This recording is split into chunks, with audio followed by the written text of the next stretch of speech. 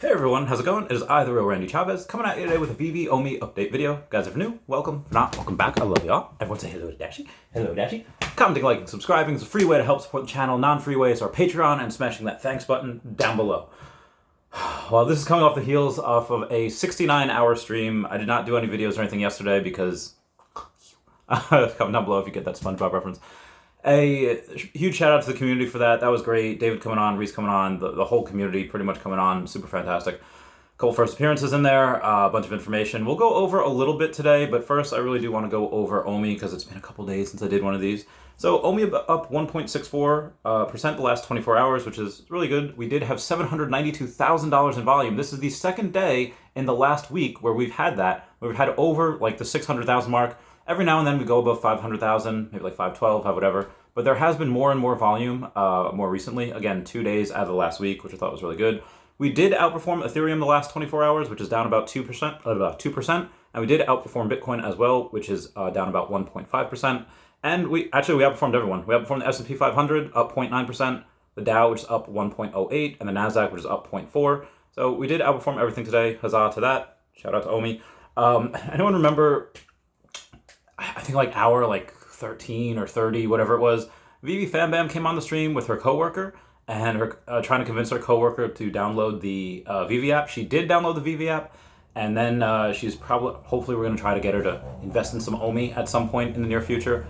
So we are 2 for 2 for trying to convince people that don't have Vivi and don't have Omi to get Vivi and Omi. We had Eva's brother, Whaleman7777, and then we had Vivi Fambam's friend, coworker. So if y'all have anyone else that are pretty anti-VV or anti-NFT or anti-whatever because they don't understand it, let's get them on the podcast and we'll make believers out of them.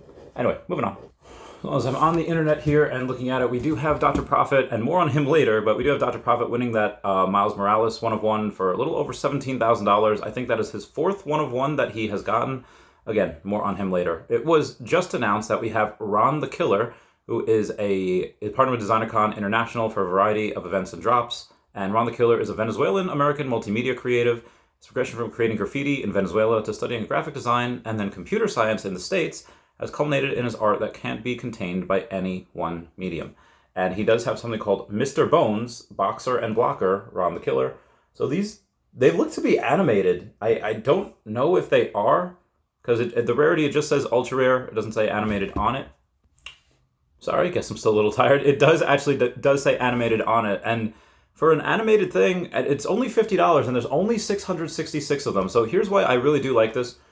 It'll sell out because it's only $50 and there's 666 of them and it's animated and it's cool. First appearance of this guy on the blockchain. Not only that, but it is spoopy season and kind of similar to, white girls and pumpkin spice lattes or anything pumpkin spice flavored or pumpkin anything flavored. You do have people like me that... around spooky season, anything cool, anything ghouly, anything just awesome like this, I don't know, I'm going to get it. Or I'm going to go for it. Will I get it? I don't know. Will I try to get one off secondary? If I don't get one off the thing, I don't know if I'll get one off secondary. I'll keep y'all posted on that. Comment down below if you want to see me get one off secondary or not.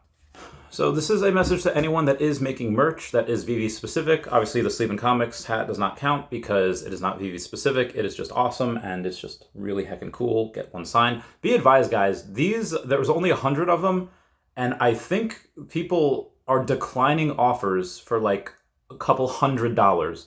Like I think there was one I know that was declined for $250 and I think there was, and correct me if I'm wrong on this, I think there was one that was declined I think for $700. I mean, I'm not going to sell mine. I'm a gift from sleeping. I mean, also, I've worn this a lot. I've worn this to the gym. I've worn it's, I don't know. Can we wash this? Is this anyone comment down below if you've attempted to wash this? Cause I don't want to wash away the signature. But so it is used, but I don't think I'd sell mine for $1,000. It's a gift from sleeping. I don't know. I just wouldn't sell. And if you're going to offer me $10,000, I think Sleeping will understand, but I assume somebody between $700 and $1,000 will make another offer that'll be accepted. You'll probably find it out there at some point. Anyway, getting back to the merch. We do have Reverend Alex G saying, just don't use the TM symbol after the logo, don't call it official, and don't make your stuff as ugly as most of the other merch out there. As long as you do that, you're fine. If you don't call it official, you don't have that TM, and then I guess this last part is subjective, but don't make your stuff as ugly as most of the other merch out there. then I guess that's the okay to do it, said from Alex on Twitter. Moving on. We do have a little more utility for the golden moments in general, not just the wall, not just partners. It's from Wat Mama saying the first person that shows a golden moment next to a Taco Bell restaurant wins a free Dorito taco from me. Utility is what we make it. So if you find that, if you have that, go tag him on Twitter. If you're the first one, you'll get a free Doritos taco from him. So I have had this. Where can you see this 69-hour stream? Where can you go? And I mean, it already had 15,000 views, which is my first one over 10,000, which is nice. But there is no. I don't know how it won't play. A lot of times it'll just play the first 12 hours, but this one, it is not. I have to contact Google. Let me know if y'all know exactly what to do on that. So there was a nice photo comparison the other day where it said from CNBC, it was an article from 2018, says Bitcoin has pretty much failed as a currency, Bank of England Governor Carney says.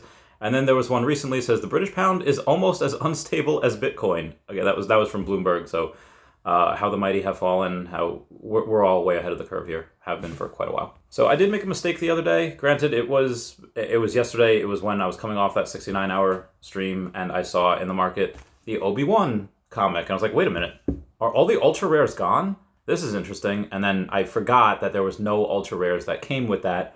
So that was my bad. That was a very good reason why there were no ultra rares in the market, because there were none. Speaking of stuff in the market, out of the market, we'll go over Dr. Profit stuff here. But first, I want to say there are some wild conspiracies going around saying that Dr. Profit is just the individual that hedge funds go through. Like hedge funds, maybe. I think the conspiracy theory is that hedge funds don't want to be seen publicly buying VV NFTs, so they're using Dr. Profit as a mule for him to buy the NFTs. Guys, I don't want to say too much about his past because be advised, like we're friends. He's a good dude. He's a normal guy. Just happens to have a lot of money. Very very smart. Very very forward thinking and like a Jedi can see things before they happen. Knew about Bitcoin and Ethereum 8 years ago. He bought. He held. Still has a lot of it.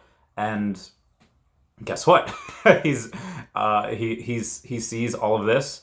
And he sees that this is his next big, great decision, his next big, great purchase effort. And again, he's still holding a lot of crypto that he bought from a long time ago, which is why I'm not concerned of him dumping. Guys, there's no hedge fund that's going through him. There is, might he know one or two guys at various hedge funds in the world? Sure, when you get to that level, of course you're going to know people. But not everyone can know everyone else. Nobody's going through him. Like, 0 people are going through him. He might convince other people that he's neighbors with or other people around his thing to get some stuff, which be advised there are tons of people going and doing that. You could tell by the wallets, the metadata. And no, he is not Foster's dad. That's another fun one. But anyway, breaking down his wallet and taking a look at it. Amazing Spider-Man number 1.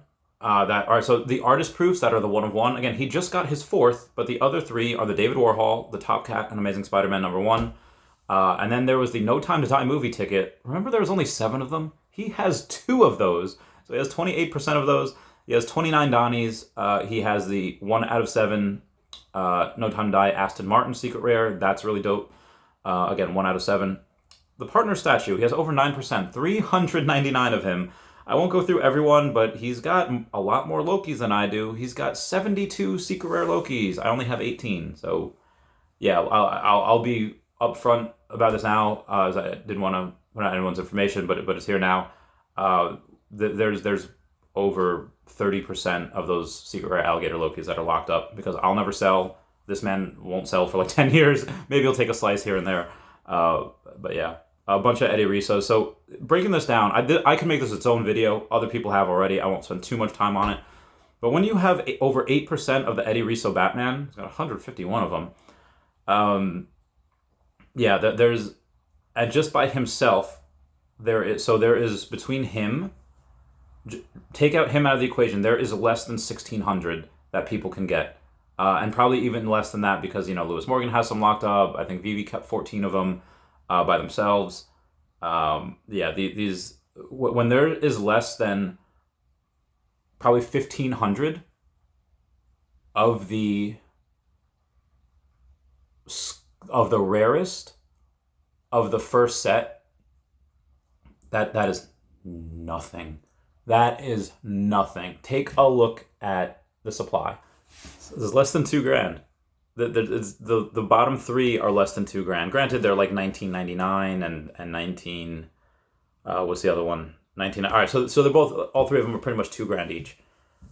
And then it goes 2,300, then 25. This, anyone can go in and say, yeah, I'll go and put 10K into there, and they move the price a little bit. But 10K again is not much to a whale that could put 100K in and just corner the market.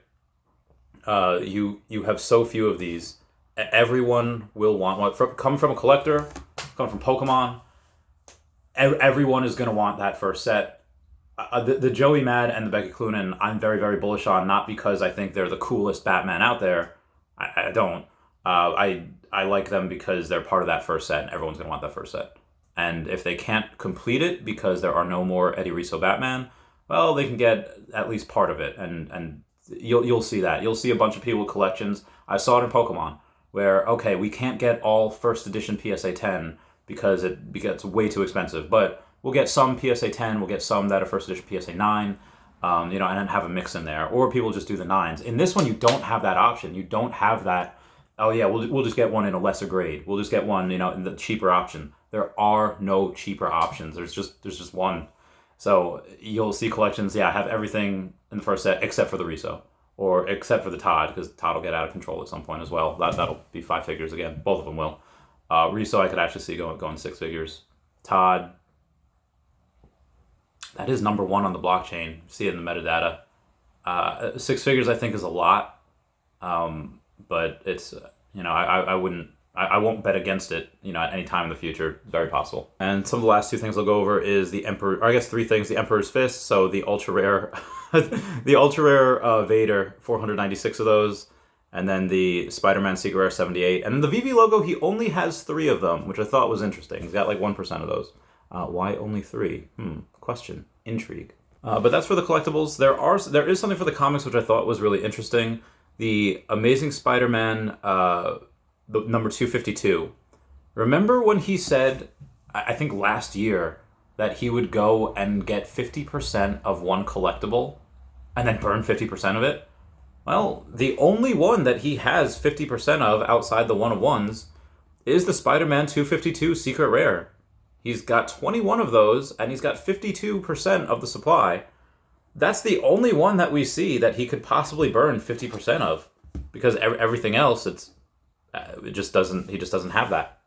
So be advised, if that's the one that he burns, and there'll be half the Secret Rare will be gone.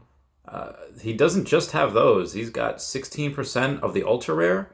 He's got 9% of the rare, 5% of the uncommon, and 3% of the common. And those are very, very scarce in general.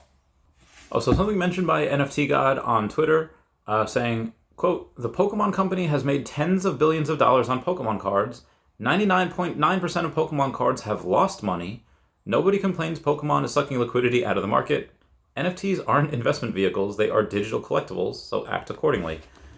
And I've said it before. Again, I've been covering Pokemon for 2 years. A little bit over 2 years. Most Pokemon cards are $1 or less. Most Pokemon cards are common energy cards. If we put them into what they are, they're just common energy cards. They're pretty much worthless. They're maybe not worth the paper that they're printed on. But that doesn't take away from the fact that they're still fun to collect, and some energy cards that are really scarce, that, first edition PSA 10, were going for hundreds of dollars back when I was selling them, because there's so few of them. I mean, when you get those, that was at a time, I don't think that'll ever be recreated, when people were going for actual full sets of first edition PSA 10 of everything. So a few of them kind of made sense. Grass Energies going for like $160. Absolutely wild. But yeah, he's absolutely right. Most Pokemon cards are $1 or less. So when you buy something, a pack for like, $10 or $15 or whatever, because it's a little older, a little more scarce, most of those cards will be $1.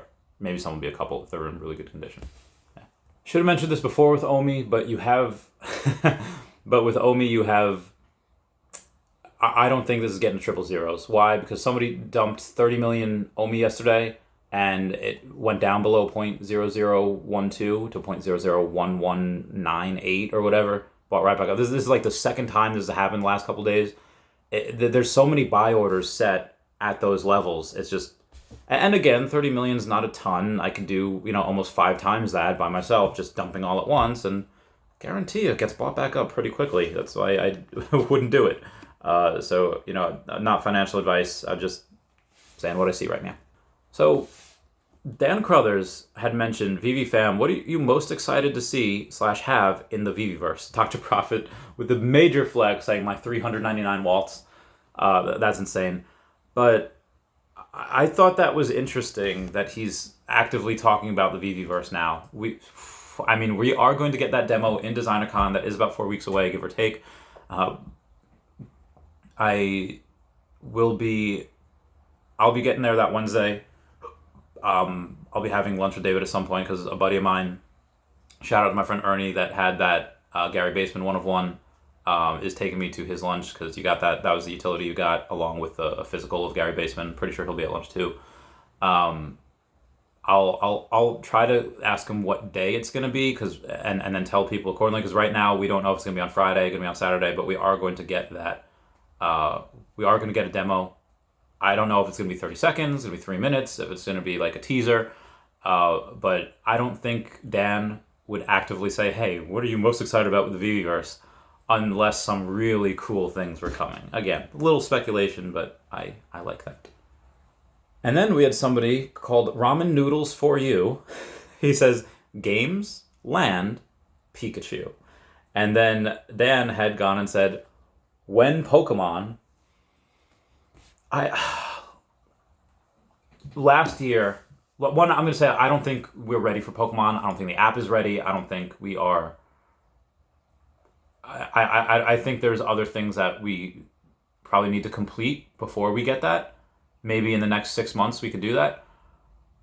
But if you were to ask me this time last year, hey, and I had hypothesized about it. I was like, yeah, maybe for December we can get Disney and it'd be called Disney-cember. We'd get one thing every week or every whatever.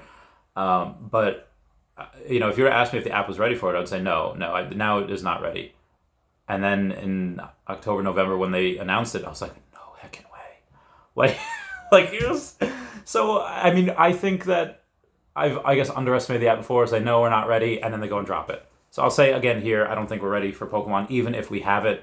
They have teased it a decent amount of times, to the point where I think, again, there was no leaks, there was no mention saying like we have it or we don't have it.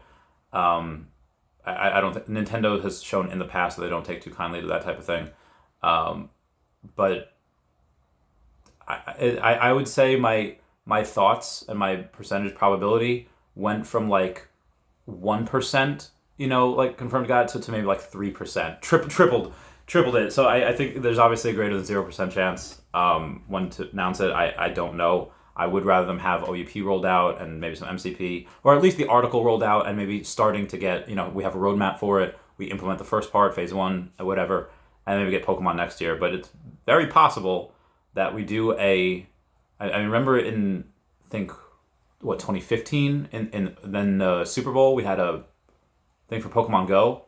Yeah, I think we had a Super Bowl commercial for Pokemon Go. So I think it's possible. There was one NFT company that did it this year, that's going to have it this year. Has a 30-second spot for their NFT crypto project, whatever it is. $6.5 million, I think, for a 30-second commercial. God, that'd be wild. I'm not saying that can or should happen, just that it's possible. I've said it before and I'll say it again. VV does not need OpenSea. OpenSea needs VV. Showcased by the fact that Reddit now has more users that more with wallets with NFTs in them than OpenSea does. When government regulation comes, and it will, and everyone on OpenSea has to KYC, that's not happening. They're not KYC, but it's like Pirates of the Caribbean at World's End. The corners of the map of the globe are going to be filled in. Yeah, that's not. OpenSea is already living on borrowed time. They won't be around forever. We will be the mainstream in the next couple of years. And I guess one last thing, I can make a whole video about this, and I might David had mentioned, he had mentioned that on my stream a couple days ago, he was ready to sign another big license in the next couple of days. So I asked him, like, hey, this big license and the 2 licenses that you had mentioned on VV Magic's and Metaverse Livestream, their Twitter space, are they tier C, tier B, tier A? And he had mentioned before that, tier C is, pretty low, maybe not even 1 million followers. Tier B is, a couple million or 1 million plus. And tier A is like licensors that have 50 million followers plus. And he said, oh no, all 3 of these are A plus licenses, and that he would not waste his time on like the tier C stuff. Right now, it's pretty much everything he's signing right now is all tier A. And that, I think, was the most bullish thing. Like, Lord of the Rings just had kind of their NFT things, and I wish, and I'll say this here, and I know this video is getting a little long, but I'll say this here. It is much easier to go and for someone like Vivi, say like, hey, we have a bunch of people that are excited about Web3, that are excited about digital collectibles, that clearly have the funds to buy a bunch of these things. It's much easier for us to introduce a big IP and license to our community than it is for a big community like, let's say, Lord of the Rings, that has a huge fan base, to go and try to bring their fan base to Web3. Star Trek tried it. So this is a perfect example, Star Trek, where I think all of theirs finally did sell out, at least the first iteration in like season 2 on us. But when they tried it with Recur, their fans like reacted very, very negatively.